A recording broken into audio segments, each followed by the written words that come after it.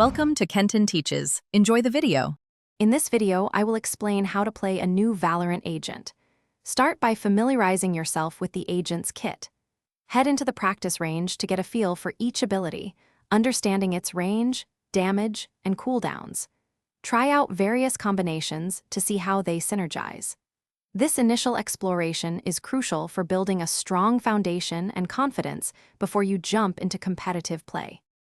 Once in a match, effective communication is key. Let your team know your plans for using abilities, especially your ultimate. Observe the enemy's strategy and adjust your approach accordingly.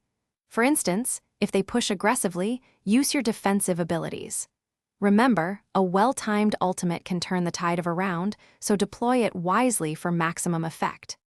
After your games, take some time to review your performance. What worked well? What could have been better? Watching skilled players use the agent can also provide valuable strategies and ability lineups you might not have considered. Don't hesitate to experiment with unique plays.